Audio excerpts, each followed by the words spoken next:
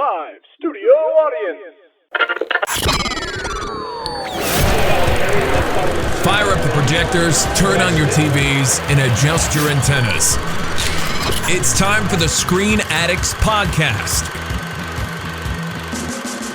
Welcome back to another episode of the Screen Addicts podcast. I am one of your co-hosts, Cinema, Steven Sosa, and unfortunately Chris is not going to be with us this week because the man is on vacation in Nashville. So he's living it up over there in the Country Music Award Fest scene, whatever it is he's doing. He sent plenty of pictures and looks like he's having fun and eating good food. Good for you, Chris. Enjoy your vacation. But in his place, we have a old friend of mine. Not old in the sense of age, but old just because we go back a long ways, and I couldn't think of a better person to co-host this episode with me, and this is my good friend Kevin. Please, Kevin, introduce yourself and take it away from here. Thank you, Steve. It's a pleasure to be here. My name's Kevin Fuller. Steve and I have known each other for, 20 years. Like, we met in college back in the day. We bonded over our love of Appleseed Cass. He was the only person I think I ever knew that band other than me. But So professionally, I work as a post-production assistant and work in final mastering for film and TV. So I've been doing that for the last 4 or 5 years. Before that, I was doing some trailer editing work in LA. And before that, I went to film school in Pittsburgh and got to work on the coolest one I got to work on was Dark Knight Rises. Did all this stuff shot at Heinz Field. That was awesome. That was probably one of the coolest things I've ever gotten to work on. But did Person Being a Wallflower. Sex, Drugs, and Love. Sex, Love, and Drugs. That one with Maggie Gyllenhaal, Jake Gyllenhaal and. Love and Other Drugs. Yeah. That was the other one that I worked on. Anne Hathaway and Jake Gyllenhaal. Yeah, exactly. So, I'm definitely would consider myself a screen addict, and I couldn't think of a better chance to show that off than get to talk to you today. I think you showed off a little too much. You just kind of outshined us for the history of this podcast. Appreciate it, man. No, humble brag. I mean, again, I will say, though, that that your accomplishments should be noted. I mean, it's very impressive, your line of work and stuff. But I will say, though, you did back in the day. It's crazy to think you say 20 years, and that was in college. So not to date us too much, but back in the day, it was nice when I got to meet you because you knew a lot of bands and movies too, like indie flicks especially that nobody had ever heard of. So I was like, oh, okay, like a kindred film spirit over Absolutely. here. And it was, if it wasn't for you, I never would have found The Office. And I'm not talking about Steve Carell. You're the one that showed me the original Office. I remembered it as you. I couldn't even remember, but I remember we watched it together. We watched it at your house way back in the day. But seriously, all the OG British Office stuff, we clearly discovered that together. Because we both knew that shit was blowing up, and we're like, we have to check. This is supposed to be the funniest show, and it was. I remember, what was the other one that you showed me? Was it 8 Days a Week? 8 days a week. 8 days a week. God, I've never. That's one of the best romantic comedies that nobody has seen. And you know what's funny about 8 Days a Week is that it's from the same writer and director of 100 Girls, which, to bring it back to Chris, that's like one of Chris's all-time favorite comedies. Like, he loves that. That's hilarious. Movie. And if it wasn't for Chris finding 100 Girls, I was like, this filmmaker's kind of good. Like, I wonder what else he's done. Oh, 8 Days a Week. Oh, Carrie Russell. Yes. Okay, let's watch it. And those are some really funny comedies. Chris had 100 Girls on his best rom-com list when we did that episode a couple of weeks ago. But, man, 8 Days a Week. And, The British Office. I knew it was something like that where either you introduced me or something, but that's right. We watched it together. We were like, okay, we had one copy at our local video store, which I'm kind of surprised we even had that. So shout out to Hastings, rest in peace. R.I.P.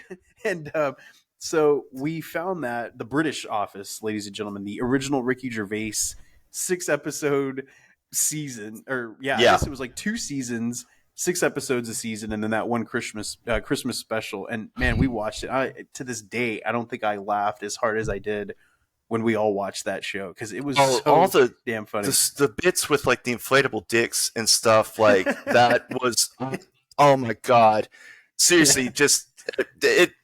I mean, I did grow to eventually really love the American Office because it did diverge so hard from what Ricky Gervais and Stephen Merchant had done over there. But man, those like 12 episodes are gold. Like it's seriously, it's pretty much set the precedent for all modern like comedy writing today. Like Absolutely. not only in terms of like writing, but like think about like. And I also really love this show, but Modern Family, like Modern Family wouldn't exist without that, and certainly tonally. So no, like Ricky Gervais, low key, like definitely changed the game when they created that show. So it pushed forward that notion of the mockumentary. You know, something that was really established in the '80s by like Christopher Guest with This Is Spinal Tap, Waiting for Guffman. Right. He basically just turned that into a television arc, and you know, you have things like 30 Rock, Parks and Rec, Brooklyn Nine-Nine, that whole gamut of, and you know, what you had said, like the whole gamut of those comedies are owed a lot to that style of The Office. Absolutely. And I remembered when the first season came out, I was kind of pissed about it because I was like, they're just basically rehashing the jokes. And if you watch those first 4 episodes, it's almost beat for beat. They're doing all the same bits. And so that was kind of annoying.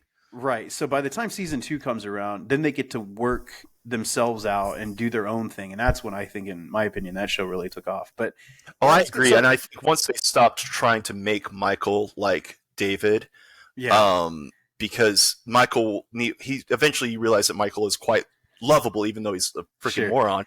But David is like, there's nothing redeeming about that. There's nothing redeeming. Did you watch the Netflix movie, The Life on the Road, or Life with David Brent, where he starts his own band? Thought it looked a little too silly, and I'm like, I'd rather you guys like do another season if you're gonna revisit the character. Check it out. It's good. You should check it out. It's funny. What's it called? Like Life on the Road with David Brent, or something like that. But yeah, you should definitely watch it because it kind of does play into that. I don't know if you want to humanize David Brent so much, but that's essentially what it does. It kind of makes him more of a palatable character. Yeah, and definitely as Ricky, I think career-wise, as he's gone through his career, like aside from his stand-up, like most of the content that he's making and writing is pretty stellar, pretty serious. Well, but also kind of sensitive. Like he's done a lot deeper stuff, and like I think bringing a little bit more humanity and relatability to David was probably something that he thought about way down the road, because I'm sure he's just like, this guy, he's not even believable as a character because he's so awful. But like nobody likes this asshole. Why would he still have a job? At least Michael, like he's an idiot, but like like most of the staff likes him. But anyway, did you by any chance watch Afterlife on Netflix? The series, the Afterlife. It's the Ricky Gervais series that he did for Netflix, where he plays a man whose wife dies and she has cancer. Yes. I've heard about this, and I tried to watch Derek, but I felt a little weird about that. That was a weird one. But Afterlife, and that's what I'm talking about. Is like the fact that he decided he was going to go deeper into like some more serious subjects. Absolutely, and I like that. I think some of the best comedy comes from like really sad, fucked up situations, and so I think the more we can explore that, like the better comedy is going to be. So we're talking about things that we've already seen, but brings us to our first segment, our recently watched segment. So, as our guest, please tell us anything that you've recently watched, whether it's TV, movies, hell, even podcasts, anything that fancies the screens. Occupies the screen. I don't even know what the hell I'm talking about. What have you watched that's been good lately? I actually went and did it's the first time I did a double feature on at the movies, like in a hot minute. So last weekend I went and I started with The Boogeyman, and I highly recommend it if you're into horror. And I mean Steven knows, like I'm obsessed with horror, and so a lot of the stuff we'll be talking about today was scary movies and shit like that. But it was good. I think David Dastmalchian, anything David Dastmalchian's in, I am pretty much like there to see, because I think he's a great performer and he's super interesting on screen. It's an adaptation of I mean, he's just nobody looks like Dastmalchian, but Boogeyman's based on a Stephen King short story, and so I was a fan of the short story when I was growing up. And it's kind of cool the way they did the structure of it without giving anything away. Like, it's both an adaptation and a sequel. And so seeing how like an 8-page short story can get like stretched to be a feature length was kind of impressive. And Rob Savage, the director, I mean, if anybody's seen Host, the what is it, the Zoom horror movie that came out during COVID. He directed this? He directed the Boogeyman? He directed Boogeyman. Yeah. Oh, I had no idea. And the dudes who wrote, I'm blanking on their name. I'm sorry, I should have had notes for this, but the dudes who wrote Quiet Place and Haunt, this is their script, like their script. So there's a lot of good horror people, and up and coming horror people that are attached to it. So, but I would say this criticism for any movie of this kind, the fact that it's PG-13 is the only thing that is slightly a little annoying, but they got to make money, and kids like horror. So, but it was scary. It had the creature design was really cool. And I thought they did a good job of showing as little as possible to keep things scary. They didn't blow their load the way like Shyamalan at the end of Signs. You see the goddamn alien sprayed everywhere. Seriously. So after I saw the Boogeyman, I went and saw Spider-Man Across the Spider-Verse, and that was just incredible. I can't say enough. I was tripping out because it's been 5 years since the first one came out. Yeah, it's that kind of blew me away. That's how long it takes to make those damn movies, and they look so good. Like the animation, like seriously. When I was working for a company in LA, the trailer company I was production assisting for, that was one of the first titles that I got to work on. They were dropping the first movie, the first animated Spider movie, and I just can't believe how that one franchise has just completely changed the animation game. 100%. Like, no longer is it just Pixar or was it Illumination? Like, these guys, Sony Animation has like totally changed the game, like in a way that is like every piece, every frame of this movie looks like it could be a painting. Like, it's so beautiful. So I do highly encourage. Go ahead. Well, I was going to say about the animation aspect of it is that, with DreamWorks, DreamWorks, Shrek 2 in 2004. No, which is good. I do love Shrek. Yes. Yeah, I do too. Shrek's the man.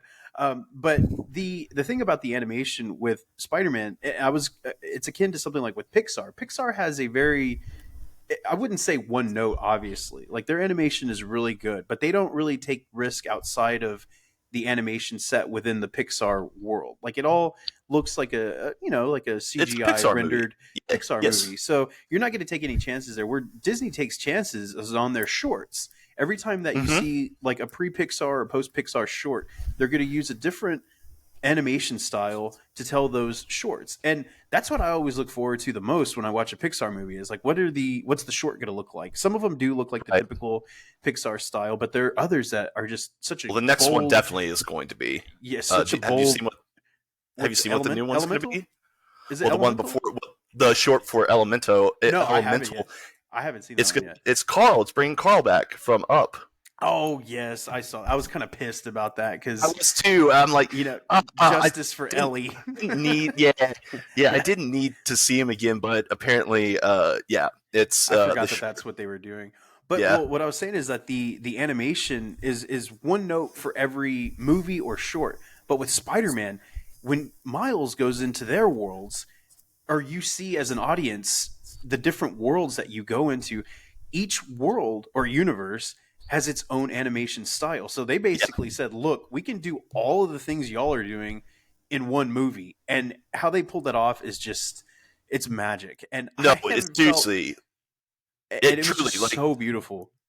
Oh God. And this one, I think they actually even step it up because you do get to go, you're not mainly spending time in Miles' universe. You're going to some of the other universes.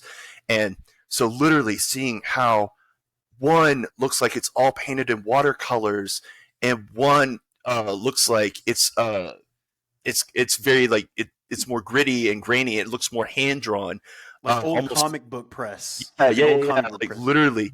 And then there's shit that literally just looks like pencil drawings, Yeah. or ink drawings, like with no color. Like, man, I cannot stress enough how awesome Spider-Verse is. I don't know if I'm spoiling anything, but I'm excited for the third movie.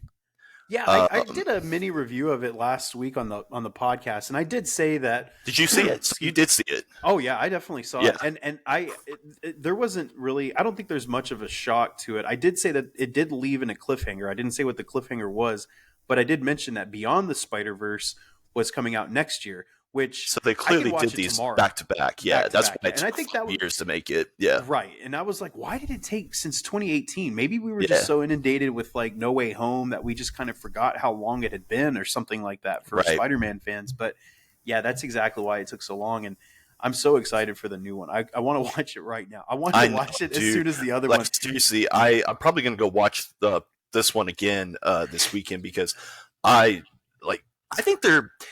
I mean, I'm probably going to step on some toes here. This franchise damn sure might be the best superhero franchise of all time. Like, I mean, it's so, looking that way. It's so perfectly correct to there's never been a comic movie that felt more like a well done comic movie. Like, I don't know. I really liked the Batman too, though. The Batman was fucking awesome. The Rob Pattinson Batman?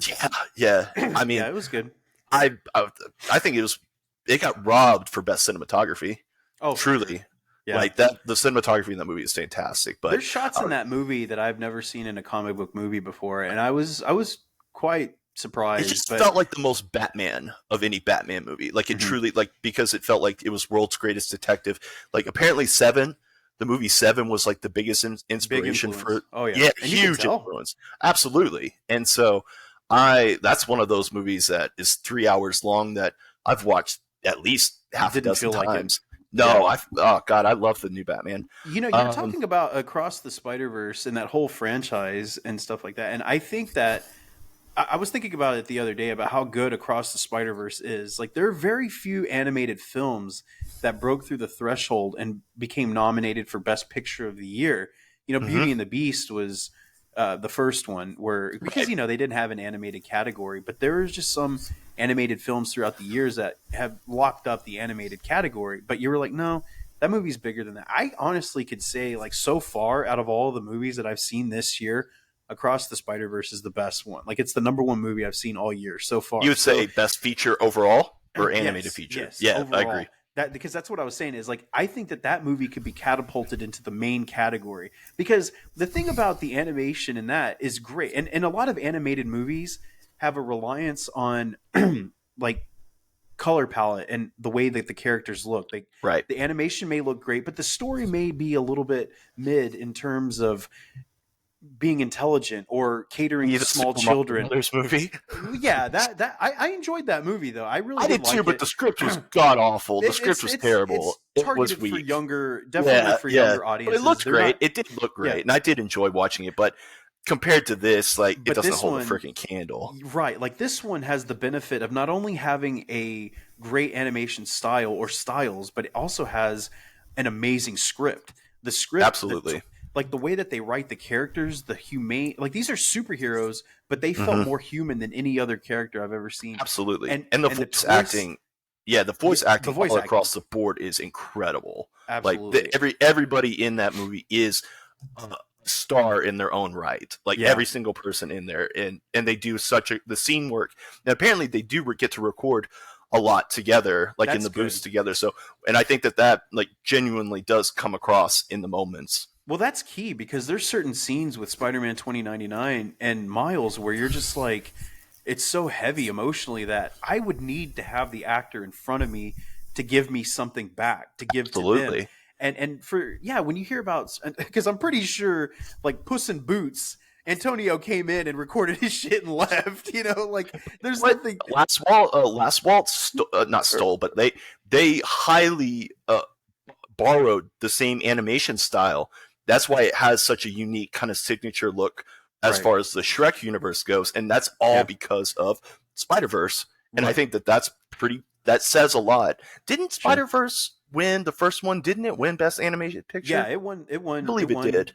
Yeah, it won Best Animated Feature. This one definitely will. Like, I can't even. Oh, I can't even imagine. I mean, Puss in Boots maybe, unless that was last year. I can't remember if that counts No, for it this was year or earlier not. this year, and then Elemental I mean, will that's be the only nominated. one that could beat. Yeah, and Yeah, Elemental will come Elemental. out, and you know how Pixar will always lock up one of the top 5 categories, Right. But I was saying that Suzume, the animated anime film that me and Connor watched earlier this year, was amazing. It was so beautiful to look at, and then I saw Spider-Verse, and I was like, okay, well, this one's clearly the better animated feature. But yeah, that's good. So, any other notes on Spider-Verse, or you watch anything else? Any binge watches? Only that you big have? thing, TV I've been kind of like drained out on because my favorite show, Barry, just wrapped up, just ended. Yeah. Did you watch Barry? We are on season 3, and Okay. for some odd reason, like it kind of baffles me because Sonia, my wife, she loves Bill Hader, and not just as a fan, she like loves Bill Hader, you know. Low key, And- kind of have the same feelings. Like I fucking Right. love Bill Hader. Right. So she's like, she loves him, and I'm thinking, well, why are we 2 seasons behind? Like, what the hell is going on here? And I don't know, just time and a lot of stuff's been coming up, but. Yeah, so it's season 4 that just wrapped, right? Correct. Yes. Okay, so we've got 2 to watch, and then we'll finish that. But yeah, the first 2, I love the first 2 seasons, and I guess it ended where we were is whenever, you know, they were like Fuchs. He was going after Fuchs because Fuchs had screwed him over, and Correct, and all that stuff. But that was the last thing that was it no Hawk Hank or No what's his Hank. name? No Hank. No Hank. Daddy. He's so, I oh my love god, that guy, man. He's so Anthony good. Harrigan steals every fucking scene. Yeah. He's in. Oh my god. Oh, dude, seriously. So without spoilers, did it stick the landing? I mean, was it? Oh yes. I mean, Okay. Without spoilers, the one thing I can say is, I've watched Breaking Bad all the way through, probably about 4 times. Okay. Barry is the closest thing to like a Breaking, like Wow. Barry feels like Breaking Bad. Okay. In the what they do, and it's really especially if you only look at the first 2 seasons, it's hard to see how that critique can come about. But the way they subtly change the tone of the show, and suddenly around season 3, the show's not what it was season 1. It's a totally different show. Okay. And but the character arcs, or lack thereof, should I say, are amazing, and I do think it's a very powerful ending. I do think they stuck the landing. Yeah, I mean, it's gonna go up there. I mean, maybe I'm wrong. Maybe nobody fucking watched it, and I'm the only geek who watched it. But like, it felt like watching the end of Breaking Bad or the end of Sopranos. Like, it felt like that big of a, or I mean, dare I say, like Game of Thrones. Like, you know, it felt like it was a big event. But I also know a lot of people were watching Succession, which I never really got into that. That's what I watched. It's okay.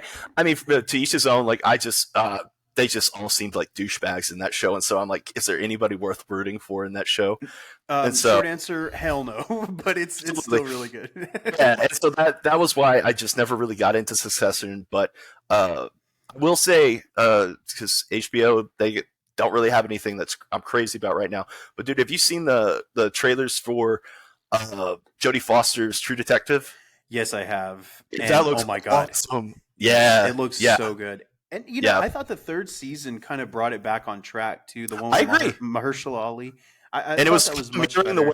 the West Memphis 3 like a lot, and so I know you and I are both like really knowledgeable about West Memphis 3 shit. Yeah, and so I did actually really like season 3. Yeah, I just thought Brad Dourif, or Stephen Dorff. Brad Dourif rules. Brad Dourif rules. Stephen Dorff he kind of just ruins everything he's in. Really? Like, not a Dorff fan. fan. Just do blue cigarette commercials for the rest of your life, and I'll be happy. I'm not gonna let you stand. I'm not gonna sit here and let you sully the good name of Stephen Judgment Night Dorff. I mean, actually, you know what? I will take it back. This past year, I rewatched The Gate, and he sucks. He in The Gate. Oh my god, he was so young in that too. He's like 8 years old. Yeah, he was just. I forget that he was a child actor too. That's so funny. I don't know. Like Frost in the first Blade, the first villain, he was all right, I guess. But that movie, you know what? You know what Steven Dorff movie I actually liked was the one that Sophia Coppola, Somewhere, where he plays the dad of Elle Fanning, and he's like a Hollywood actor, and he has to it's called Somewhere? Yeah, it's Somewhere. And the trailer of that movie was so great, and the movie itself was pretty decent, but I thought that he did better in that movie acting wise than he had ever, because he never really is in a position to act, you know. Right. And I think that he kind of gets that. What was it? SFW and Space Truckers. Like, he's had some really weird movies, but yeah, I didn't even know Steven Dorff. I don't even remember him in that season of True Detective, which kind of tells you something. Oh, he's Mahershala Ali's like partner. His partner, yeah. I just completely slipped my mind until you said something, and I watched that entire season. I know, and so I mean, no, shout out to Steven Dorff. Like, you're cool, man. Like, you're fine. You've done enough good movies, but like, yeah. Also, I'm kind of lukewarm on Sofia Coppola. Like, I don't think I've seen. I think a lot of people are. Yeah, like, it never got better than Lost in Translation. I think we went and saw that together too. We did actually. I think we were in Dallas. Dude, it was I Heart Huckabees. We went and saw it in Dallas together. Yeah, that was the first time I got a drink at a movie theater. Like, that's right, because I took you to that, because back then, like, they weren't serving alcohol. The Angelica Film Center. Yeah. I had to like show off to all my film buddies, like, oh, we've got this fancy indie cinema out here in Dallas.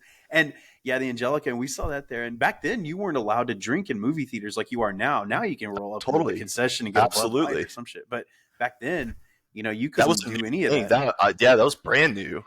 I mean, we're talking 2006, 2007, something like that. So yeah, no, it was probably before. I think it was like 2004. It was a lot long ago. That makes sense. But with Sofia Coppola, you know, I don't think that she did that On the Rocks with Bill Murray and Rashida Jones on Apple, which was okay. I think that's the thing about her stuff lately, is that it's just been okay. Is Apple TV worth getting?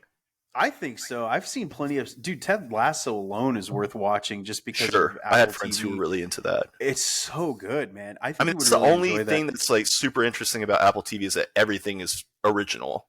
Like, there is no syndicated shit on their platform. That's kind of their you know, MO, if you will, is just kind of be no adaptations, nothing like that. It's just all original content. And yeah, Ted Lasso is a superb series. What's funny is, like, I did an episode by myself a couple weeks ago where I reviewed the series finale of Succession and Ted Lasso, because they were airing on the same weekend, much like Barry was. And I couldn't talk about Barry because I hadn't seen it yet. But other than that, man, I don't know. Do you have anything else that you've watched? No. What else have you been watching?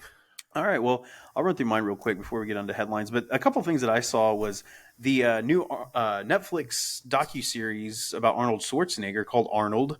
And it's a 3-part series. It was a quick watch, 3 episodes, 60 minutes apiece. And it basically, what I thought was most interesting about the Arnold doc was the part 1. I thought that it was the best one because it shows his upbringing in Austria and his life, pre Mr. Olympia and stuff like that. And because everything with his film career and his post career as the governor, like all that stuff, we lived through that. So none of that was really new terrain for me. But what I found most compelling was part 1, when it shows his actual upbringing in his life. And man, his physique is just, you forget, like, this guy was a monster. Like, he was so big, almost as buff as I am. But it's just one of those things. But it was just like, you watch this guy and you're like, yeah, I get why he was touted to be like Conan the Barbarian, to be the super 80s action star. And I know that there's been a lot of discussion about how action stars don't look like Arnold Schwarzenegger or Sylvester Stallone anymore. And that's what we grew up watching, or these gargantuan, muscled up dudes. And dude, I went through a total Arnold resurgence a couple of weeks ago where I watched Total Recall, Running Man, Predator stuff. 1. Like, I'm like, and you're right. Like, we don't get action stars like that really anymore. But we also don't have cocaine and steroids around as much anymore. Right, that's true. They did put us. They always end the fun. I think so. Like, without those two things, we're not going to get Arnold Schwarzenegger level of action movies anymore. That is true. But they did say they were talking about his film career, and I thought about his filmography, and someone like Seagal didn't really make the best choices as far as content. But when you think about Schwarzenegger's or life, yeah, not to go down that well, but Schwarzenegger, when I think about his filmography, I'm looking at it because I was flipping through it while I was watching that docu-series, and I was like, okay. And I know I've seen all of them. I did that. I've watched them all on purpose because it's Arnold. And I said, he really doesn't have that many bad movies. He was very selective in his career, and his movies, actually, from a quality standpoint, were really good. And they hold up. That's the cool thing, is they still hold up. And I think what he was able to do was he was smart enough to work with quality directors to allow him to create these movies. Whereas someone like Stallone kind of wanted to take the reins and do things on his own and kind of be in charge of everything, which is fine. He had some great movies too, but he also had some stinkers. Yeah, Arnold, his worst one was probably like Junior, I guess. But even that one is on a rewatch. Like, it isn't the worst movie in the world. No, but it's a terrible fucking premise. But it's funny. It's pretty dumb. Yeah, it was pretty dumb. But overall, I was like, man, Last Action Hero was apparently a flop. But as a kid, I know you fucking loved that movie. I loved that movie. Way ahead of its time. Way ahead of its time. The commentary was super. Totally, I agree. Way ahead of its time. Now everything is a meta commentary. So is Charles Dance the bad guy in that? Yes, he is. Yeah. He had the glass eye. Tywin Lannister before he was Tywin Lannister. Yeah. And then, I loved Last Action Hero. It's such a great, just smart movie that I think a lot of people were confused by it when it came out. Like, they couldn't understand the concept of characters in the movie coming out in real life and just stuff like that. Whereas, like, I don't know, if you have a shred of intelligence, especially kids.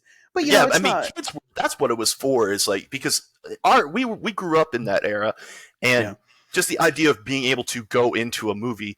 I know that's probably like a deep down desire and dream of both of us, is that we could go into a picture like that. And so, like, that movie resonated a lot with me as a kid, but I can understand if it was a little too niche and a little too it's like you said, it was ahead of its time. Like, again, you said it right there. That's like a dream to go into a movie, because how many times have we assumed characters playing around and stuff? But as far as the Arnold Netflix series, so you do feel like you got a lot of information that you didn't know about him from it. It's worth watching. More or less, I thought it was pretty. Yeah, it was pretty thought out, especially the first part. Like I said, like his early life and stuff. I haven't seen his new original series at Fubar.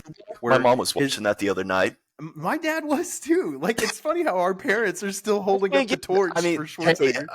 But to go back to what you were saying about Arnold's career, I think a lot of it comes from, maybe I'm wrong, but I think a lot of it came from the fact that he was super fucking insecure about his performances in those early movies. Like Hercules Goes to New York. Like, that's they had to dub over his voice because so I think he became so conscious and aware of how his image was being used and what it was, that like he was only going to work with good people. He was like, he took that shit very seriously. I think The Rock is another good example to a degree who kind of walks that line. I mean, if you were to say who's the closest thing to an Arnold we have today, I would probably say The Rock.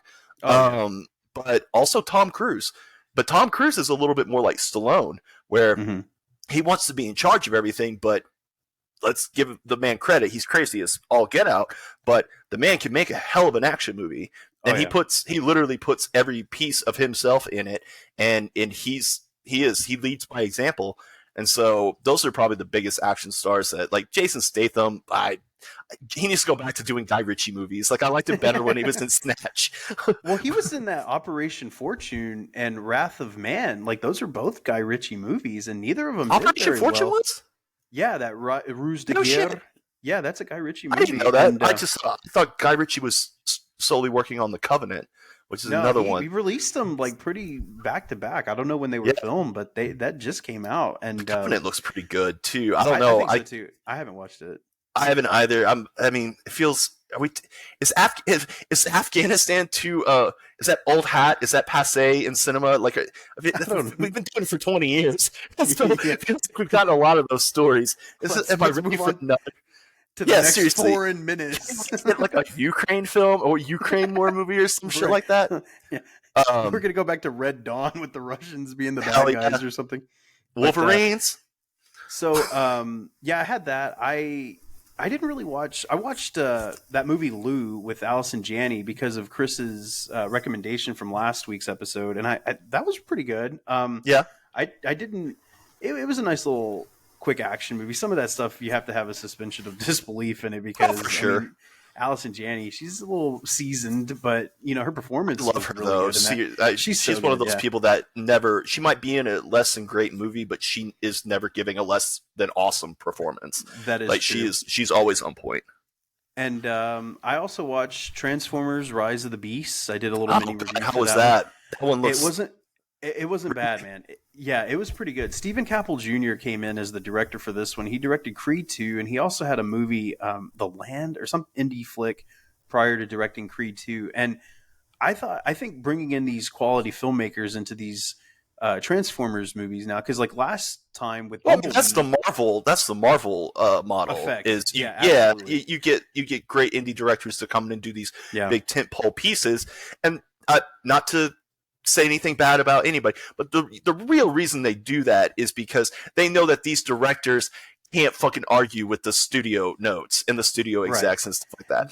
It's a great way to get their name out and to do good things. But I think you hit that with Chloe Zhao as the director of Eternals. I'm like, what? The director of Nomadland? Like, okay. The people who did Captain Marvel didn't they do what was it? With Ryan Gosling. Oh man, that's gonna. What is it? Is it not Crazy? Full Nelson. Full Nelson. That's right. Yeah, they were the directors of Full Nelson. They also did that baseball movie, Sugar, that indie baseball flick called Sugar. That one's actually really, really good. I think they did that before Half Nelson because it's pretty old. Oh, Half Nelson. Yeah, that is what it's called. What'd you say, Full Nelson? I said Full Nelson. That's a wrestling documentary.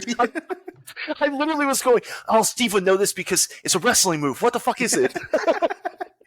Well, a Half Nelson is technically a wrestling move too, but not as notorious. But yeah, Half Nelson. And so with Stephen Caple Jr., they bring it in, and I think in this case they were trying to bring in a certain level of quality to the movie because much like Bumblebee, the director of Kubo and the Two Strings, Travis Knight, did Bumblebee. So whenever that happened, I said, "Oh!" And people loved Bumblebee. I never saw it. Again, it was good. I got burnt out on the Transformers shit for a while, but it's that Marky Mark crap. It's like The Age of Extinction and The Last Night were two of the worst movies. Period. Much less the worst in the franchise. They were so bad. So can I ask this regarding the new movie? Because I was just curious about it. I don't think I'm spoiling anything or whatever, but it's set in 94. And so is this an alternative timeline to those other films? So wait. No, it's the same. That's what I don't get is so this takes place before the Shia LaBeouf story. Correct. Didn't they just come to Earth?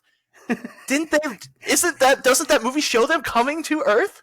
It does, but this explains how they leave, I guess you could say, God damn it. Because it's kind of the whole premise of this movie is because I thought the same thing too. I'm like, how are they already here? But the whole point of the movie is to get this keystone, and it allows them to go back to Cybertron because in that first Shia one, Bumblebee is already here for some inexplicable reason, and they all come down. So this one shows them, and Bumblebee 2 is you need to watch Bumblebee because it also introduces the concept of how the Autobots make their way to Earth, and then how they get stuck on Earth, and how they have to make their way back home. So it's almost like there's this whole big arc going on in these prequel movies because Bumblebee takes place. You're giving this series way too much credit. I'm trying to. I hear what you're saying, and I will do myself a favor and check out Bumblebee. Bumblebee is really good. My parents were going to go see Rise of the Beasts, and I will say if you do go with them, do see Bumblebee first because there's not much in lines of continuity, or as far as a sequel goes. But I do suggest it because they do make some throwaway points in this one. But it does stand on its own as its own movie. It's set in 94, has a nice 90s hip-hop soundtrack to it, which is pretty good.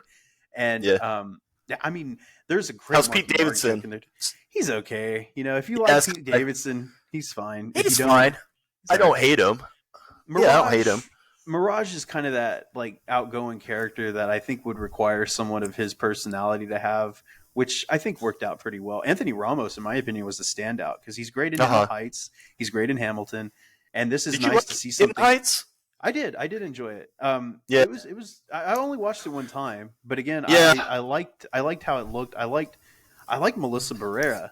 To be honest, I with mean, you. She was great, and so was he. I thought those two leads were really good in that movie. I thought it was a weird choice to make it a movie, but I would have loved to have seen it on its feet on Broadway or something back in the Honestly, day. I'm surprised that Hamilton. I think Hamilton itself is being in discussions at Disney to turn it into a live adaptation. Into a live I think feature. they should do it. I just know it's going to cost a fuck ton of money. That's going to be a huge movie. Yeah. Well, the Broadway I'm still waiting for Book of Mormon. I'm man. Because they're shooting. They were shooting that, so I think they're in post for that. I think they have serious? to be. Oh yeah, Is they Trey were Parker shooting and that. Matt Stone, are they doing it, or do they get another director to do it? No. If they're directing it, I don't know. I don't have any information on that, but they definitely they were shooting, like, for sure. It's because I can't remember what the working title was, but like, they're oh my god, absolutely, I can't wait. Yeah. Now that one, I know that one you can get away with doing pretty on the cheap. You know, it doesn't need a for big, sure. Except I actually when they go to when they go to hell or something like that, like the hell sequence I is think going to be big. The ampier you make it, because you saw the show. I know you just recently saw the show. Yes, and I you did. loved it. Yeah. Oh yeah, so good, so good. Did you go into it cold? Like, did you know the music? No, I listened to the soundtrack a couple of times because I had been wanting to watch it, so I figured, well, I'll just listen to the soundtrack. And the soundtrack is good, but without the context or explanation of the songs, and that's most musicals are like that. Yeah, you have to see it on its feet. But yeah, no, I saw that in Pittsburgh on an Easter Sunday, one year back when it was touring, and I fucking love Book of Mormon. I didn't know they were making that. It'd be a fun one to see as an animated movie. I think if they did like an old school South Park style. No, I think if you do it like Disney Renaissance period, where it's the Beauty and the Beast style, Lion King style, that would be so funny. I think it would be so funny to do that as an animated piece, but nobody asked me. Good. But yeah, man, that's all I had to watch. So before we go into our main topic, we are going to talk about a couple of headlines. Okay, the first headline that I had, and we're going to shoot past these because I'm pretty excited to talk about our topic. The first one that I had was apparently there was an accident on the set of Gladiator 2, and Ridley Scott, man, this guy's an old school director. He just said keep it rolling because we're losing the light, people. We're losing daylight. This costs money. and they didn't say that any of the injuries sustained by any of the 8 stunt workers on the movie. Jesus, 8 people got hurt. Yeah, 8 people were injured, but nothing. I don't know if they fell off like a horse carriage in a race or something. Oh God, yeah. But apparently everybody was okay. There weren't any injuries, significant anyway, and they just started production back up the next day. I just thought that was kind of funny how they were trying to make a big deal about this. But and you had a headline yourself, right? Wouldn't you like to share? Well, since you had 4. Yeah. So my headline is Lionsgate is going to be continuing its longest running franchise, Leprechaun. We are going to get. Can you believe there's been 8 fucking Leprechaun movies? Yes. Seriously, not even playing. Like, I've recently watched up until Leprechaun in the Hood. So I watched the first 5 movies just a couple weeks ago, and I don't know if we need another Leprechaun movie. I would kind of be interested to see if they could give it the Evil Dead Rise treatment, where it's take something that's horror comedy known for being campy. Can we actually make this shit scary? I think that would be kind of cool. I think the character in itself just lends its way to ridicule, the Leprechaun, of course, the diminutive character like Chucky or Annabelle, you're not really too afraid of these smaller villains, even though they can royally fuck you up. But I think Chucky just man, he's got a glee about murder that very few of the killers in cinema have, and so he does. I watched Child's Play 2 the other day. God, I'm such a nerd. Brad Dourif, man, that was his brilliance to that character. But is Warwick Davis? Is Warwick Davis involved in that? Well, WWE Films produced the last Leprechaun. I saw that, and he wasn't in it. I never saw that movie, but well, they have their own in-house leprechaun named Hornswoggle. So the character Hornswoggle is essentially the leprechaun. Is that true? In that one. Yeah, it is. As a bit, in the ring. Yeah. There was a character. He was dressed up like a leprechaun. Yeah, yeah. Oh my god! It was like, God, that's and you know, not to be too like, well, midget wrestling is what it's always been yeah. called, and he was one of the champions that they brought in like 10, I think it was like 10, maybe 15 years ago. This character Hornswoggle was a little golden leprechaun that would hide under the ring, and he would come out and mess with people. I just And can't believe that's still being done today. 2020. It's everybody's so like. I mean, well, he hasn't been there in a while.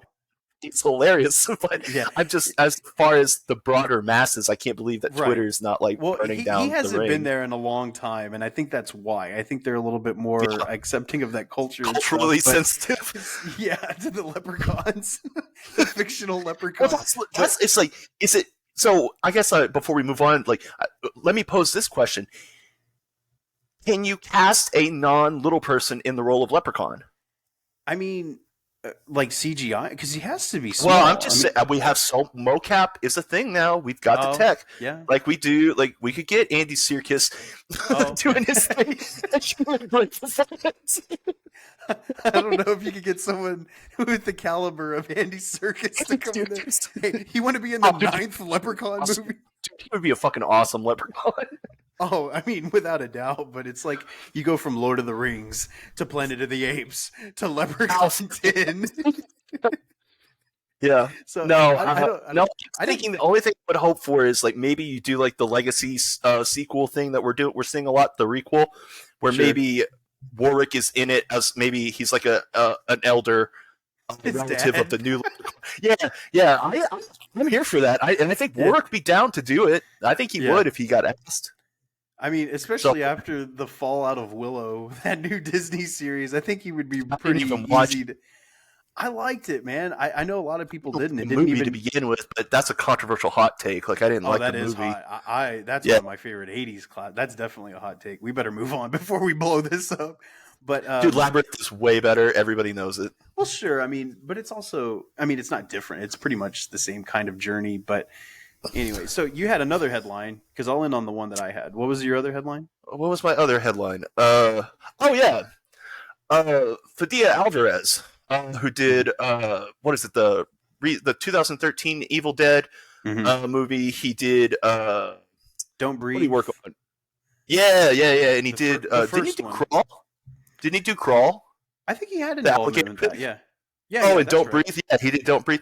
So apparently, his new Alien movie is coming out next, not this August, but next August, and it's the first movie that, or first Alien movie that is going to be released under the Disney control now, because all of the Alien proper IP went to Disney after they bought out 20th Century Fox. So it's kind of interesting. I really hope that they take a lesson from Prey and not release it just on a streamer. It better come to the theaters. Like something like Alien has always been a huge theatrical experience. Even like Prometheus and Covenant, they're such big theater going movies, and I am almost certain that his new Alien movie, I always kept reading it as like Alien Romulus, but I could be wrong. But that definitely has to come to the theater because they missed out on Prey not going to the theater. I mean, the only reason that, and it's interesting, and this is the one thing that I can say about that's good about having all these streaming services, is movies like Smile, even Evil Dead Rise. Evil Dead Rise was supposed to be a direct to HBO Max, and Smile was supposed to go straight to Paramount Plus. And because these movies test so well, that's when the parent companies are like, oh shit, we got to release this in theaters. And so I genuinely am. We talked about this before we started recording, but that's a damn shame that Prey did not get a theatrical release, because I would have loved that movie. Is shot so beautifully. I would have loved to have seen it on the biggest screen possible. Very cinematic. But anyway, I think Fadia Alvarez is a very competent horror movie director, and I've liked everything that he's done. So seeing him tackle the Alien franchise, especially after, I mean, I don't know how you feel about Prometheus or Covenant, but it's kind of, I mean, Prometheus was, I actually hated Prometheus. I thought it was a piece of shit. Yeah, it's true. I thought it was a piece of shit. But Covenant, I didn't. I thought it was fine. Covenant was fine. It wasn't quite as. I just was annoyed with. I don't know. I don't want to get into it, but it's because I genuinely love the Alien franchise, and I like even the third one, which is really a piece of shit.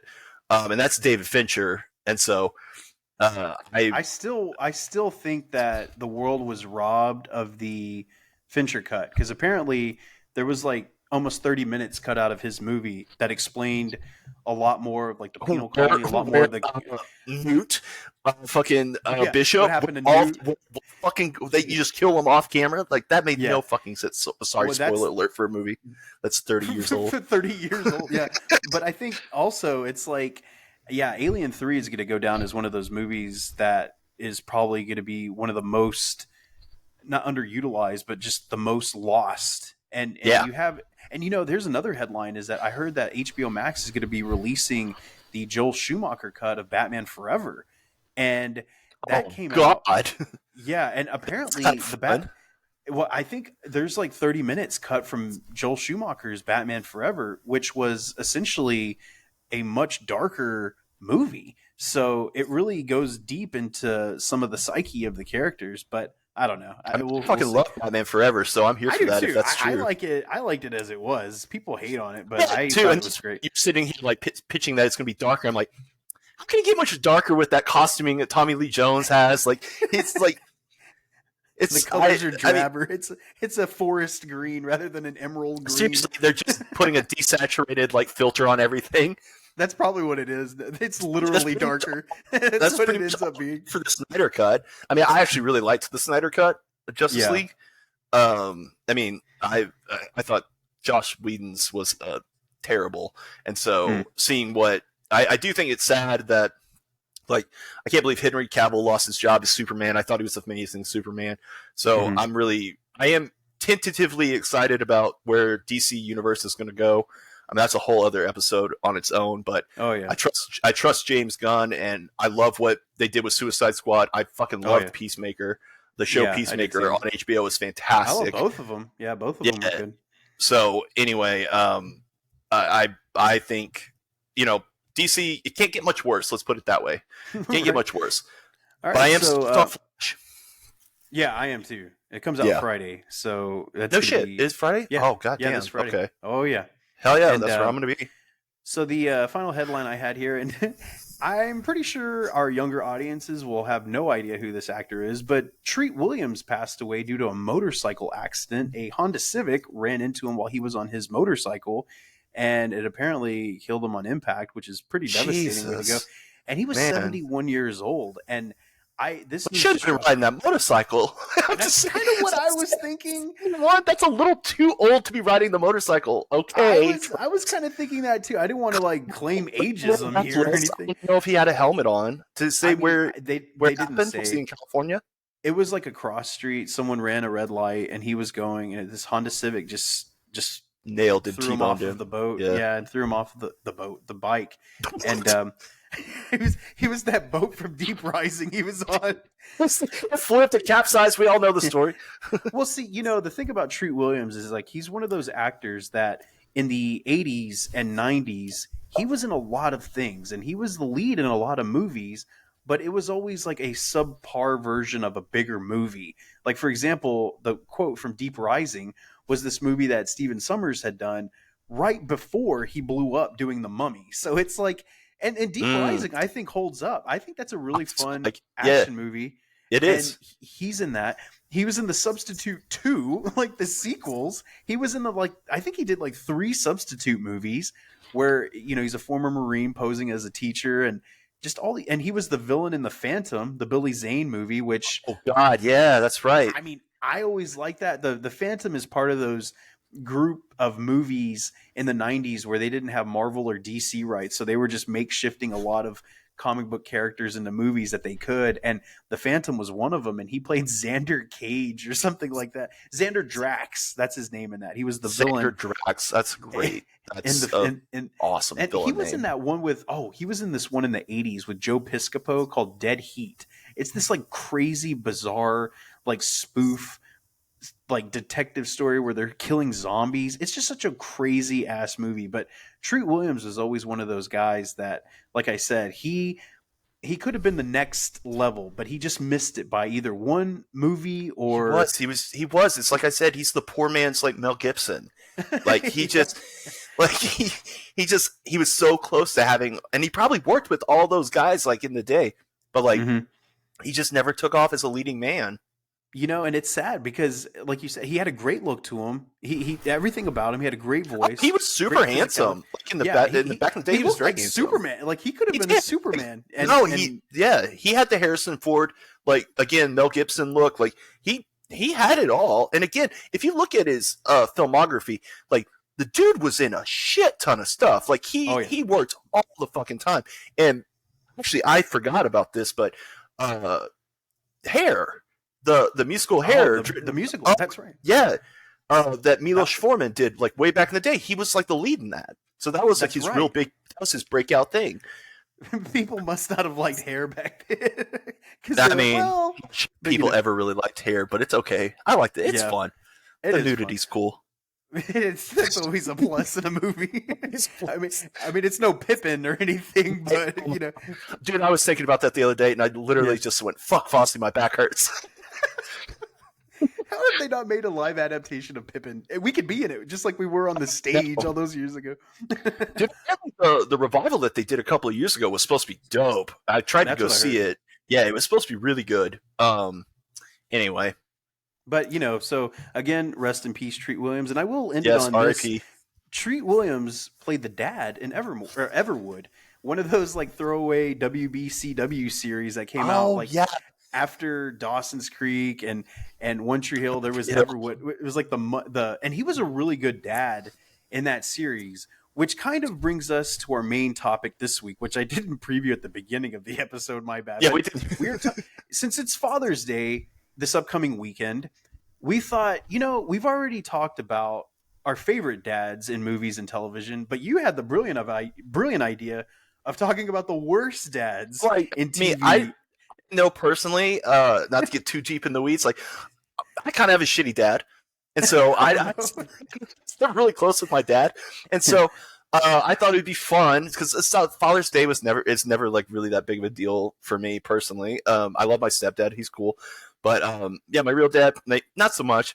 And so I thought, why don't we just shout out to all like the shittiest dads that we could think of, which is actually a perfect segue into one of our sponsors. If you need anybody to talk to, I suggest going to BetterHelp.com and go to BetterHelp.com/ScreenAddicts, and you can get 10% off of your first session there. They talk about anything you need to talk about. You get paired up with a counselor of your choosing. It's on your own time. It's just a perfect way to get around anything that you may be dealing with, whether it be a minimal issue or something severe, something that you really need to talk through. But I highly suggest everyone going to talk to BetterHelp, going to www.betterhelp.com/ScreenAddicts and save 10%. Okay, that being said, my dad is pretty cool. Like, I've always had a good relationship with my dad, so and he is listening to this episode, I'm sure. Okay, so good. I love you, Pop. But so, as we always do in typical Screen Addicts fashion, we rank the top 3 with our honorable mentions. So this is crossing over film and television. I ended up having 3 from movies. That's just kind of where I always go. But did you stick with all dads? Did you stick with all dads? Because I got one bad mom in there that but it's in my honorable mentions. Say that. Yeah, that'd be a good honorable mention. But yeah, you missed the bad moms last Mother's Day. But, y'all did do this bit. Okay. So all right. So you can start off with your number 3 worst dad in film and TV. All right, so there's definitely a theme to my list. Again, I'm the resident horror nerd, and so most of these are going to be dads from scary movies. And so first of all, we're going to start with number 3, the OG horror daddy, Mr. Tom Atkins from Halloween 3, Season of the Witch, playing Dr. Dan Chalice. Dr. Dan! And the reason I do unironically really love this movie. If nobody's seen Halloween 3, if you've missed it because you're Michael's not in or whatever, do yourself a solid and get real lit on a night before Halloween and watch this movie, because it's a masterpiece of something. I don't know if it's a cinematic masterpiece, but it's I mean, you have the lead character is a doctor who's a functioning alcoholic. He's probably the most high functioning alcoholic I've ever seen. And this motherfucker has a kitchen sized fridge in his doctor's office full of beer. And he goes and like drinks while he's doctoring. Like the guy, he openly, I mean, we would call it sexual harassment, but like he slaps his nurses like on the ass. Like throughout the whole thing. And so the whole movie is basically about him trying to uncover this mystery about these Halloween masks that his kids and apparently the entire country has bought the same 3 goddamn Halloween masks. Like that's the ultimate plan that the bad guys have, is that every kid is going to want to dress as the same 3 fucking characters on Halloween, which I don't know, it's the 80s. We all had the same McDonald's pumpkin and ghost and witch thing from McDonald's, the carrying case. You're so I damn guess right. Yeah, for real. But he's supposed to take his kids trick-or-treating. There's a scene where he calls to cancel, and he has a 6-pack of beer on the payphone on top of it. He tries to solve a mystery. He doesn't. The mystery just kind of falls around him, and he is a tragic hero. Should I spoil the ending of Halloween 3? I think it's okay if you talk about it. Yeah. So basically, like, there's the bad guys, these people that make the Silver Shamrock Mask Company. They are basically a cult, like an Irish cult that's somehow stolen, and that's never revealed how. Somehow steals a piece of Stonehenge to do this magic ritual to where they're broadcasting this terribly annoying commercial that 3 more days till Halloween, Halloween, Halloween. Everybody remembers that. But if you're wearing a mask during the broadcast of this commercial on Halloween night, it basically melts your face into a pile of like snakes and bugs and kills all your kids. And so this is meant to be like a mass ritual sacrifice for some occult bullshit. So anyway, this drunk ass deadbeat dad who cancels, who doesn't show up for his kids, and if he had shown up to take his kids fucking trick or treating, I'm not convinced they would have died. They wouldn't have been in front of the fucking TV for the broadcast. And so at the end, he's calling probably the 4 TV stations that you had back in the day and trying to get them to cancel the commercial, and he gets, I think, all but one of them. And so the movie ends with him going, "Shut it off!" Really famous scene. Shut it off. Which is how that works, by the way. Yeah, exactly. You can just call into a television station and tell them, "Don't run this ad." Yeah, they'll definitely listen to you. So anyway, that's my number 3 for bad dads. You know, Tom Atkins is an 80s icon. You know, My Bloody Valentine. Oh, fuck yeah. And he's so good. And it's funny because in Halloween 3, I forget that he's a doctor because he seems more like a cop, the way that he shows such initiative trying to solve this case. Yes, I'm like, agreed. It isn't even any of your problem. Only because one of his patients died on him, and he's banging that patient's daughter. Right. Like the 22-year-old he's banging in the movie. Like, which that's I her. Will say, like, the redhead scientist or the redheaded doctor was like far superior in that regard. He talks about, he still has like an on and off thing with her. Like, yeah, and I'm like, dude, what are you the doing? Guy there she is. Everybody in the hospital that he works at, except for his own wife, which probably would have been best. No, you remember that bit where there's a whole minute in the movie where he's on the phone, just yells, "Shut up, Diane! Diane, shut up! Shut up, Diane! Shut the fuck up!" And he even like goes over to the house to see the kids to tell them, "Oh, I can't spend time with you. I've got to go." Like things like 2 really shitty masks. Like one's like a fucking ladybug. Like they're the old school plastic ones with like the shitty string. Yeah, like it's like a ladybug. The one that scratched your cheeks and stuff. What a horrible ad. You're right. No, seriously, Halloween 3. This might be a hot take too. It might be my favorite Halloween. You know what's funny about that is that when you think about the plot line and what Conal Cochrane and his entire Irish regime is trying to do, they're doing it in the name of Samhain, which is the old ancient Celtic festival that spawned Halloween. So when you think about it, Halloween 3 is the most Halloween movie of the entire franchise. Michael Myers just happened to kill people on Halloween. And then you run into this continuity issue where every single Halloween movie has to be set on Halloween because that's when Michael Myers is going on his rampage, which is silly because a just sociopathic killing machine like that wouldn't give a shit what holiday it is. He'll kill you on Christmas. If you know that, just fucking bring in like the Marines and just fucking block the town off. Like, if you know what day he's coming, like it's very, very easy to prevent. Like, seriously, I mean, he was trying to kill his sister. Good thing he didn't have any kids because he definitely would have been number one. But I'll go ahead and name my number three. My number three is actually not a father per se, but he is a grandfather. And he is technically a father of somebody. But this is Grandpa Joe, played by Jack Albertson in Willy Wonka and the Chocolate Factory. This son of a bitch, let me tell you. And I can't wait to hear this. Yes, okay.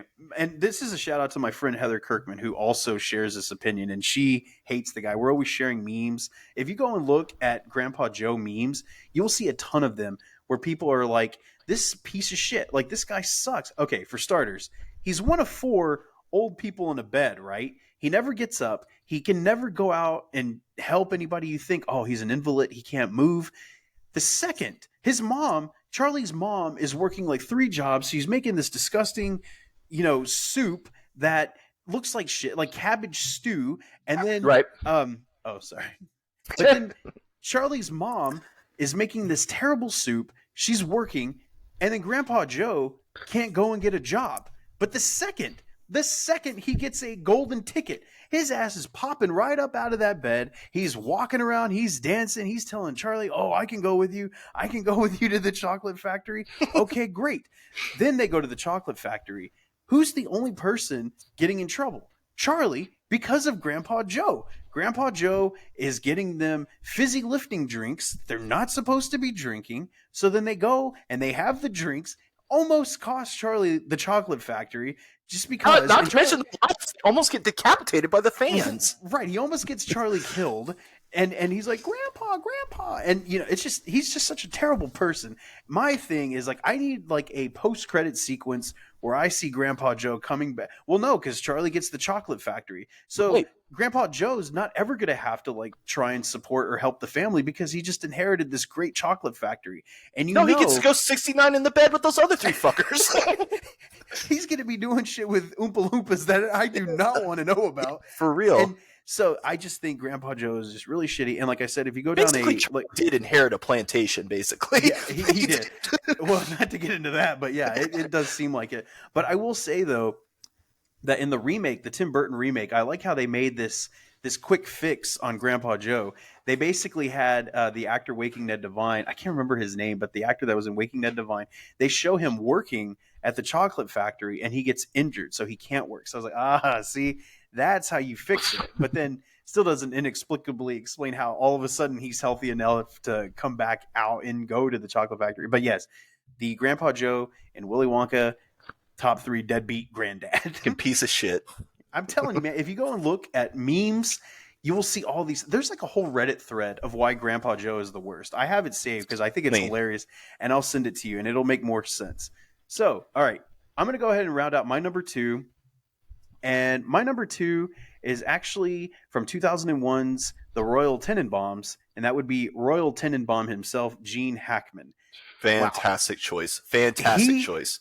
He is such a despicable person. He's a despicable person in general, like much less a deadbeat dad. Like you can look at worse characters on screen. And Gene Hackman, he's always been this like kind of hard ass, like Popeye Doyle has always seemed like such a prick, Right. And so he plays it so well. And I liked having a Wes Anderson pick on here, especially since Asteroid City's coming out, and it looks so good. Just like Asteroid City looks amazing. But Royal Tenenbaum, the patriarch of this family that he had with Angelica Houston, who had the 3 kids played by Ben Stiller, Gwyneth Paltrow, and Luke Wilson. And all 3 of them are just completely messed up for different reasons. Like they're just all successful, messed up. They're all like super successful. And so like the weight of how successful they were as kids has just destroyed their adult lives. Well, and a lot of that was spurned on the fact that they wanted to impress their father and the only ways that they knew how. And what was sad is like, of course, Margot, played by Gwyneth Paltrow, is adopted because Royal Tenenbaum was always so quick to say, "Oh, she's the adopted one." Yeah. every time they introduce the kids, he's like, "Oh yeah, these two are mine, but she was the adopted one." Like, what an asshole, you know? And then it gets into the situation where he feels lonely. Well, no, he doesn't feel lonely. He gets kicked out of his hotel, so he has no place to live. Yeah, he has no place to live, so he fakes like he's dying just to have somewhere to stay. He tells his kids that he's dying, and then Stomach cancer. Stomach cancer, yeah. And I love how Danny Glover's just like, "You don't Calls eat him 3 cheeseburgers." Yeah. My father had stomach cancer. He didn't eat 2 cheeseburgers a day. And then I love how in Pagoda, the actor playing Pagoda, oh my God, he's the best character because he even gets fed up with him and then just takes out his little pocket knife and just stabs Royal to him. He's like, "That's the last time you stab me," implying that he's been stabbed multiple times before because he's such an asshole. But yeah. And there any... what is Danny Glover's line where he's like, "You're not an asshole, Royal. You're just kind of a son of a bitch." Like yes, and that sums up the character perfectly to me. Right. And so just everything, and there's not any really redeemable quality to the guy. He just is what he is, and I guess it does end in a certain way where it's positive. I think he does know that he's coming. I do think he knows that he's coming to the end of his life, and he wants to reconnect with his kids, and he is there for, especially when Luke Wilson attempts suicide. Like, oh man, that scene is still one of the most haunting scenes. Yeah, that with scene the is Elliott brutal. Smith song. Yeah. It's just oh my God, for real. Seriously, I mean, Royal Tenenbaums. For anybody who has not seen that movie, God damn, do yourself a favor and go watch that and bring some tissues. But you're gonna laugh your ass off the entire time too. So no, I fucking love that movie. Okay, so that was my number 2 pick. So, Kevin, your number 2, please. My number 2 pick is 2013's Insidious Chapter 2. I am shouting out Patrick Wilson as Josh Lambert. I mean, anybody who's seen that movie, and I'm a huge fan of the Insidious franchise. I'm super pumped about the new one. Oh yeah. But, Josh, in that second movie, it opens with him being possessed and murdering a woman in his house, like a family friend of theirs. And so for the remainder of the movie, Rose Byrne is stuck in a house with a possessed man who is, for all practical purposes, is her husband. And he gaslights the shit out of his family. He attempts to kill them. Like, when he becomes real Patrick Wilson again at the end of the movie, how she is not immediately running to divorce court, like, to deal with this, because either that or therapy, she's going to need a lot of that BetterHelp. Because that woman that's the true horror of Insidious Chapter 2, is thinking about poor Rose Byrne and her mental state after all that shit. Because literally, the second movie starts where the first movie ends. So, like, Dalton has only been awake for, like, 3 fucking days. Mm-hmm. And so, like, this woman's been going through a hell of a rough period. Right. And, so, and, like, I just always think about, there's one scene in the end when where Patrick's chasing her and they have a little fight in the kitchen. And she bashes him with, like, a frying pan. And he just picks up this tea kettle and just spiral footballs it into the back of her head. And the Foley work on it makes me laugh every time. It's just that perfect ding. Oh my God. It cracks me up. It's like Looney Tunes. Yeah, seriously. And I mean, again, this is very tongue in cheek. I genuinely, Patrick Wilson is the new horror daddy. Like, you know, I think everything that he's been doing lately has been like fucking 4-star all across the board, no notes. So I am the new Insidious movie. I can't wait to see. I think it's gonna be really cool. And he's directing the newest one too. He is, and the fact that, like, they're like, I mean, I never saw Insidious 3 or 4 because it wasn't about the Lamberts. Yeah. Like, I love the Lambert family, and so the fact that they've got the original kids, like, age appropriate, like, I'm really very interested to see what they are doing. Yeah. I wonder if they'll make it R. I don't know. None of the other ones were, though. None of them are. And they don't need to be. I think if you have enough. No, they're scary as shit. Yeah, and like Annabelle, Conjuring, like that James Wan horrorverse of movies. I think Malignant was the only one that was rated R, just because the violence Conjuring's was so all R. Oh, that is true, right? I forget. Yeah, Conjuring's all R. I guess because they're just so scary. But because as far as like, I don't even know why they would be rated R, because there's no violence. I mean, there's Apparently, some. at least with the first one, I can say explicitly, because James asked that question to the MPAA when they gave him the R rating. They're like, "Why? There's nothing in it." And they're like, and James was like, "Is there anything we can cut to get it at PG-13?" They're like, "No, it's just that fucking scary." And so I think that if you're a horror movie director, I think that's like an ultimate compliment. And honestly, I think Insidious Chapter 1 and 2, they're pretty freaking scary. Like I remember really liking those and being scared shitless in the theaters. Now, I mean, again, I make fun of them, but anyway, that's my number 2. Shout out to Patrick Wilson. That's a solid pick. Number 1, I saw that in a theater by myself in New Jersey at night, and the theater was almost empty, and I thought that was not a good idea because that movie was genuinely chilling. And I love Insidious. I prefer the Insidiouses over Conjurings. I do too. Even though Conjuring 2 was really well done. Annabelle is a really good movie too. Like I like those James Wan horror movies. They're actually really well done. I am looking forward to the new ones. Freaking money. Like yeah. These movies are made for like $5 million a piece. Right. And they make hundreds of millions of dollars. Like it's such like, and they look like $30 million on the screen. Like the dude knows how to stretch a budget like nobody's business. Okay, so honorable mentions. You want to list a couple, and I'll list a couple. So go for it. Okay, so top honorable mentions for me. I think it's so appropriate because he actually turned out to be a huge piece of shit. Kevin Spacey from American Beauty. I think Lester Billings is a great example of a shitty dad.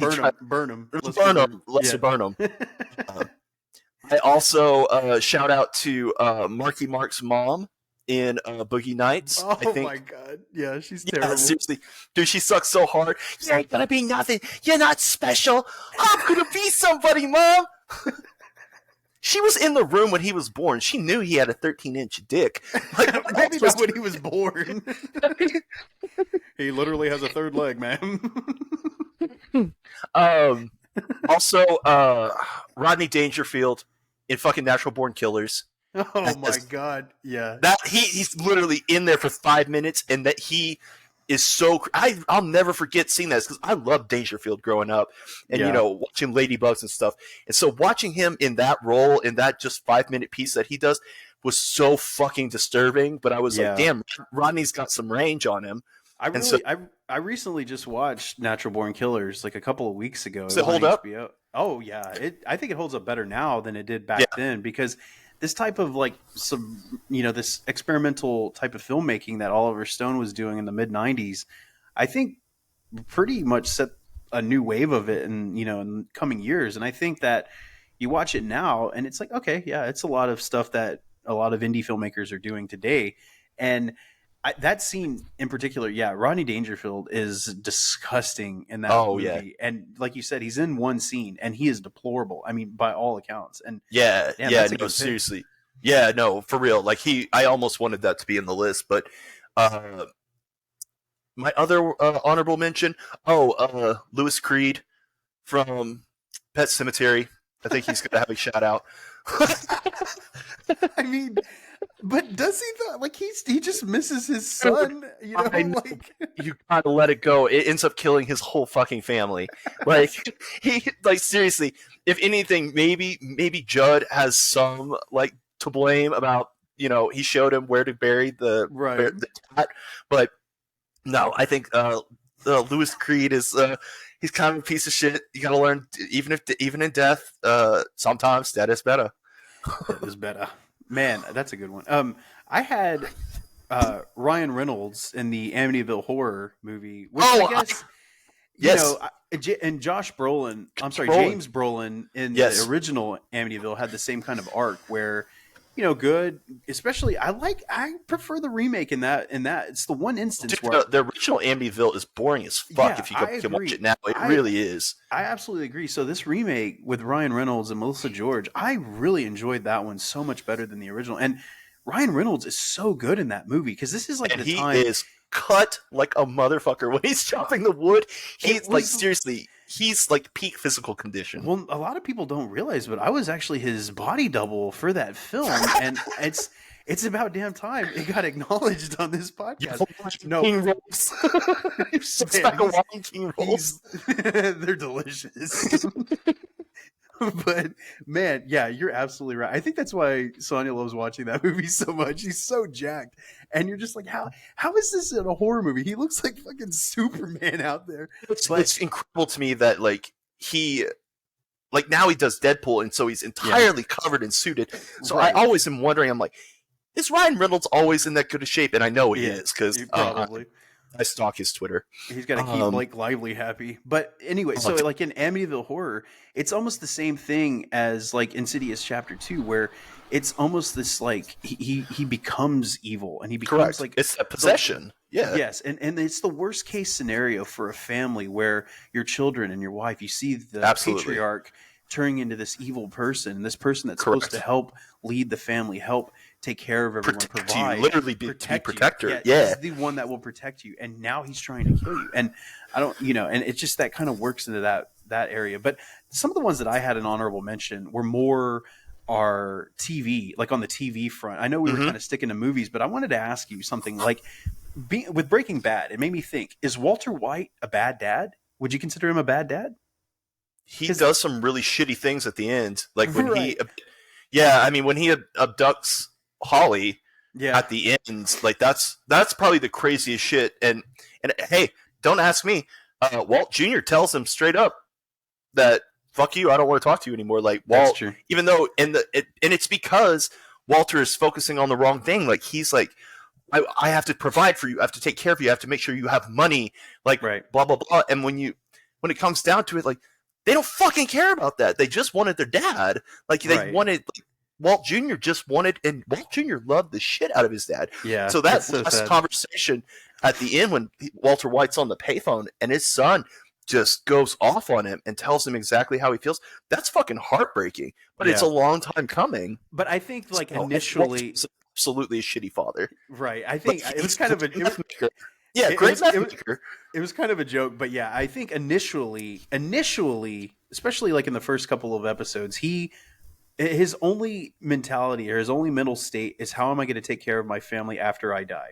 I want to look after my wife. I want to look after my future kid. I want to look after, Walt Jr. What am I going to do to provide? And those are altruistic things. Like that's a good thing.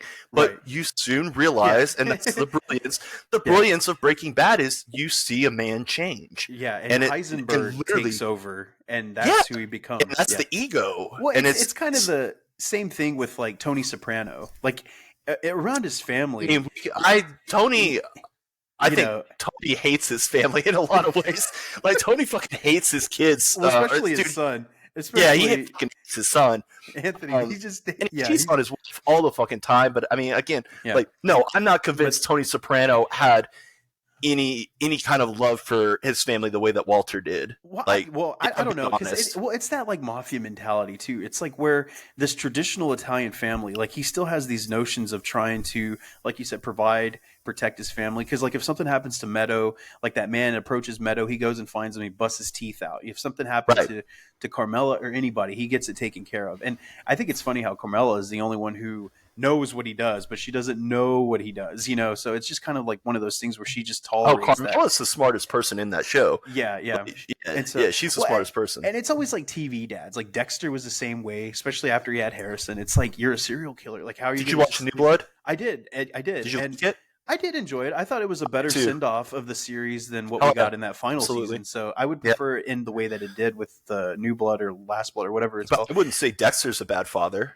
I mean, he can't help what he is. Right. And he still tried to help his son and stuff like that. And I mean, at least he's aware and he's involved in the kid's life.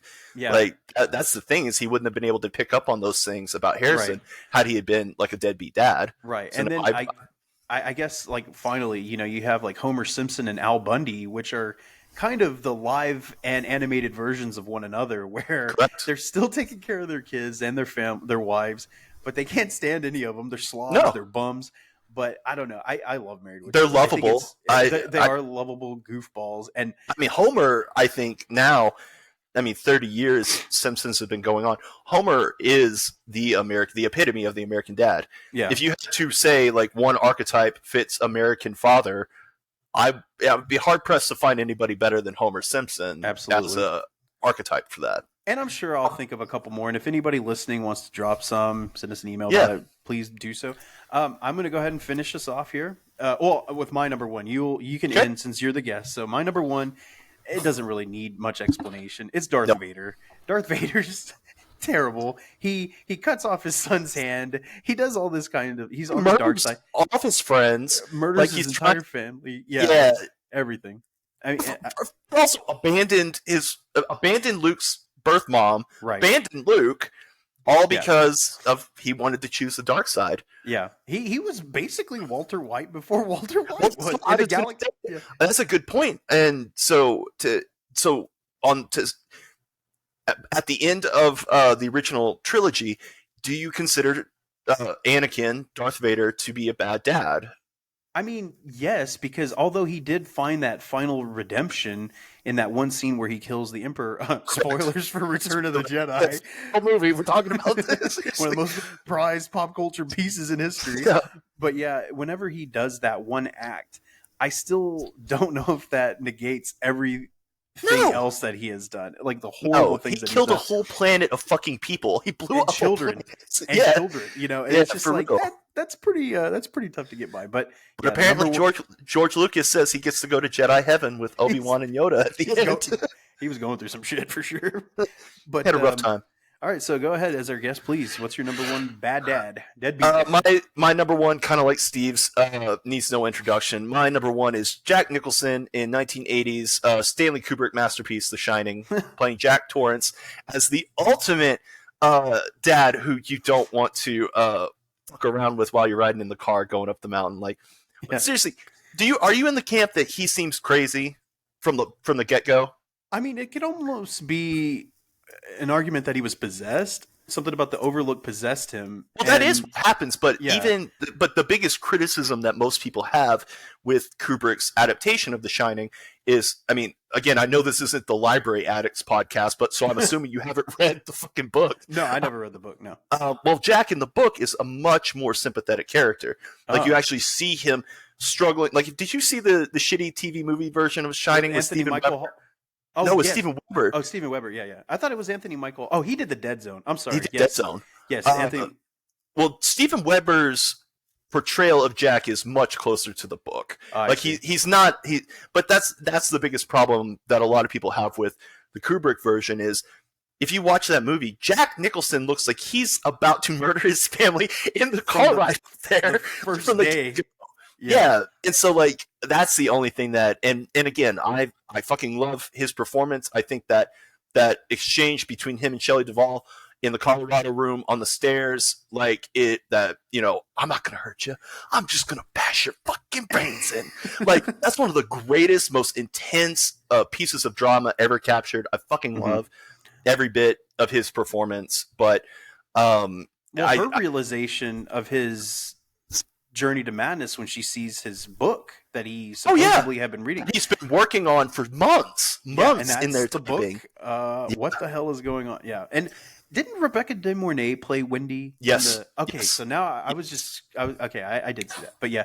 And Shelley Duvall, man, and the stories that she's told about filming that movie were just, I feel so bad for her. And like the stuff basically that she... Kubrick told Jack Nicholson to literally gaslight her. I'm going to gaslight her. We're both going to gaslight this woman to be crazy so we can get a good performance. Yeah, and I mean, I hate to say it, but it worked, But damn, it's kind of how I feel about Bertolini with Last Tango in Paris, and how he treated Brando. With Brando, and how he basically the same thing, where basically movies just used to be made very differently, and directors used to be able to basically torture their actors to get a good performance. Well, that's kind of an 80s staple, and as a horror fan, honestly, really it's the 70s when you think about it, because it was released in 80, and so like that really is in the same way that I would say Raging Bull is more of a 70s movie than an 80s movie, because it's literally right there at the turning point of that decade. And so I do feel like Shining is really more of a 70s movie. It feels more like a 70s movie. Hitchcock used to do that kind of stuff all the time. He Mm-hmm. he wouldn't tell people they were rolling, and he would have crew members go and do stuff like scare them and do things to them to kind of rattle them and get them in Oh this yeah, and especially with frenzy his that, lead ladies, yeah. Tippi Oh, and the Henderson. birds, yeah. Yeah, she apparently she said he was a nightmare Yeah, to her. yeah. So I And mean, so having this in The Shining, I think that was probably one reason why Jack Nicholson's performance was so good in The Shining, is just the fact that him and Kubrick were on that same level. Because you hear a lot of stories about, these old school actors like Jack Nicholson and even people like Dustin Hoffman. They would do things on camera Mhm. that, or right before they roll, where they would really ingratiate themselves into the performance. And not everybody's a method actor, so No, and sometimes it's people, not. It's very uncomfortable for your scene yeah, partners if they're not on the same page, that's because true. it truly looks like unpredictability, instability.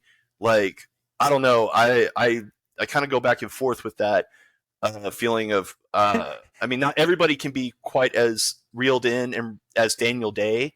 Yeah. Sometimes you get fucking Jim Carrey making Man on the Moon, Oh and yeah, that's a little too people much. thought he was a fucking asshole. But Because that's what he didn't get, that Andy was really the nicest guy in the world, and everybody who he was doing bits with were in on the bits. So he didn't actually treat people like shit. right. Like, and so that's where method acting gets a little dangerous, because I'm like, dude, Sure. you didn't actually do your fucking homework, man.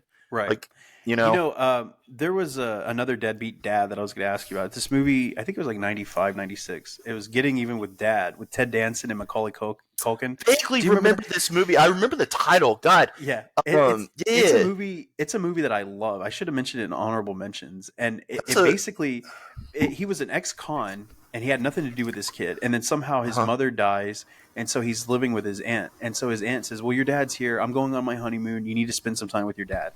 So Macaulay Culkin, of course, is like a child prodigy. Like, he's a really smart kid. He dresses like a mini Kurt Cobain, and just it's Sounds funny about how right. he basically blackmails his father into spending time with him. His dad is a jewel thief, or like a thief, a cat burglar or whatever, and so he steals these valuable coins, and he films the whole thing. He steals the coins because he's spying on his dad this entire time, and he says, "Look, I'll give you back the coins, but I will give you a certain amount for every day that you spend with me here. For this entire week, we go to a ball game today, we go to the water park, we go to an amusement park." And I was like thinking about when I saw the movie at the very, very end, and not to spoil it, but I don't think anybody's going to be rushing out to see Getting Even with Dad. I wonder if it's even available on streaming. Like, that would be Probably a not. one. I would be crazy to go to Prime and it's like streaming for free. I bet you have to pay money to see this movie. But he goes and says he gets them into a scenario where there's this undercover cop who acts. It's the late Glenn Heady who is playing this undercover cop who befriends them and the dad. And so he basically says, "Look, you can either pick the coins that I put in this locker in this train station, or you come and pick me, because I'm going to be on the train and the gold is there. You can either choose me or the gold." And so I remember watching this. My dad was fucking crying. I look over to my pops. I'm like, "What the fuck? What? Getting Even with Dad? This got you?" And I'm like 12, 13 years old. I'm like, "What the hell is going on right now?" I'm sure But if you watch it now, you probably cry too. yeah, I mean, Yeah. I think about that, but I was like, and another dad. He wasn't really a dad, but in The Perfect World, A Perfect World with Kevin Costner and Clint Eastwood. Dude, that's such a sad movie. It's so hard for me to watch that. Dude, I think about it a lot. Like, Yeah. movie, I don't know if it's just because it's set at Halloween and the kid in the Casper costume. Yeah. It's just a really I mean, it's Clint Eastwood, so it's fantastic. But And now I'm kind of going into the like good dad territory, but he was an that's ex-con. fine. We can like shout out a couple of good dads. Like, and he was like an ex-con that like he kidnaps this kid and he's holding him hostage, but the kid doesn't have a dad. So he's like, he's a Jehovah's Witness, so he's really unable to do a lot of things that other kids are doing. He's like, "Well, let's go do them." He shows him, does all this stuff. He's like treating him right. He's showing him how to do things, teaching him how to do things. And then it ends tragically, and it's just like such a devastating movie. But yeah, and then there's another one called A Better Life that came out about 10 years ago. I cry every single time I watch this damn movie. It's so good. I don't want to spoil it, but it's such a great movie. I highly recommend you watch that. It's about a Mexican father who his son. It's set in L.A. and his son is born in America, so he's not an illegal. But the father is trying to provide for his son. His son's starting to go down this path, and just all these bad things just start happening, and it's such a devastating movie, but he's such a great dad. And I don't know. I just kind of wanted to shout out to a couple of the good ones, since we just like harangued a lot of them, but I don't even. I should have prepared somebody who I think was really good. No, it was just kind of a last minute impulse, but yeah, I was just thinking about that. Yeah, no, I can't think. You're like, I like the shitty ones. The shitty ones. All the ones in the horror movies that I like, they're usually pieces of shit. The moms are always good in horror movies, usually, usually, yeah. But, I mean, but obviously, Sigourney Weaver as Ripley, get away from you, bitch. Like, that's like the best like mom line ever. Ultimate. All right, so as we're closing out, do you have any more closing notes? You want to pitch anything that you're doing, your socials or anything like that? No, I'm a pretty private person, but you can find me on Instagram. It's yes, that Kevin Fuller, underscore in between each word. So if you send me a friend request, I may or may not answer you, but you can at least message me there. No, I would say to the listeners, seriously, as far as I'm concerned, if you want to support me, support your local theaters, don't just stream stuff. Literally go back to the theaters if you can, or if you're well enough and you feel healthy enough. Because not only is that like my business and that's what I do, but that's what this is all about. And if you are one of those people that quote unquote likes to watch movies, but you don't ever actually go pay full ticket price or go to a theater and sit in a cinema with people, like you're getting half the experience. Yeah. Streaming, I think, is kind of, this on-demand age that we're living in. It's taken away kind of like the what's the right word? Just the full experience, I know Steven knows what I'm talking about. Oh yeah. Like there's just nothing compares. I mean, those 2 years that we were locked down in COVID and I wasn't able to go to see anything in theaters, like that was really hard. Like I had like the AMC pass where I'd go see 2 or 3 movies a week. Mm-hmm. And I'm slowly but surely kind of getting back to that place. And so, I just encourage the listeners to support your local theaters. You don't have to go to the big chains. In fact, if you have small local independent movie stores or theaters, if you're lucky enough to still have those things, then definitely reach out and support them. Well said. And yes, I absolutely agree. The cinematic movie-going experience will never be touched. You can have a fancy system, home entertainment system, all you want, but nothing compares to the theater. And I'm happy to say that they're building a new one in town where I live. And I have to go out to the beach to go to the nice theater, this IMAX theater, but the one that they're building in town is a 4DX, and I think it's going to have an IMAX screen in there too. So it's the Regal. So I guess I could join the Regal Club because I'm going to say like $25 a month. I'm going to pay that off in a week, buddy. Like, dude, seriously, like, no problem. With the AMC one that I had, you could go see 3 movies, and it could be IMAX, Dolby, 3D, whatever, any format. You get 3 movies a week for $21 a month. Yeah, like, that's such a steal. It is. Like, I don't have enough fucking time to go watch that many movies, much less. But no, it's a great deal. So no, I encourage everybody to apparently Movie Pass is trying to make a comeback. I saw that, man. Hey, dude, when they were open, bro, I got my money's worth on that. I agree, but man, their whole system, their whole ticketing system was total bullshit. Yeah, it was pretty bad. That like prepay on the card and like no, that felt real shystery. There was some janky shit happening with that company. Rest in peace, Movie Pass. Well, maybe not, but we'll see. Well, thank you everyone for listening. This was a little bit longer of an episode, but we had a great guest on, very knowledgeable guest in the entertainment aspect of things. So that's always good. And so if you want to follow us, of course, go to all of our socials, Facebook, Instagram, TikTok, Twitter. We're on all of the socials, and especially on Facebook, the Screen Addicts Fanatics page is always so much fun to interact with our other listeners. And of course, if you want to leave us a review on Apple, or I guess you can do it on Spotify now, but yes, leave us a 5-star review on Apple. It always gets us seen and heard more. That's always great. And I think that's going to be it. I'm not as good at the closing announcements as Chris is. It's okay. I would just remind everybody, check out Better Health, check out Manscaped, all the other sponsors of Screen Addicts.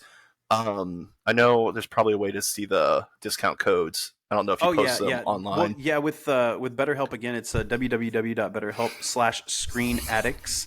And then Manscaped, you just go to Manscaped and go look at all their products. And enter the promo code Screen Addicts. That's one word, and you get 20% off and free shipping. So, see, thank you. I always forgot, but It's just always working, hustling. So, if you do have a good relationship with your dad, wish him happy Father's Day. If you don't, happy Father's Day to all the good dads. Yeah. And hey, shitty dads, just try a little harder. There's always next year. There's always next year. Maybe have another kid. You try. You do better on that round. Be like Al Pacino, who is having another child at the age of 89. There's never any time to quit. And there's absolutely no way that child's going to have any kind of genetic mutations or physical deformities because he's built from ancient sperm, Italian stock. Well, and the mom's 29, so I think it'll be okay. Oh my god! I mean, I get it, buddy. All right, well, thanks a lot, everyone. Adios, amigos.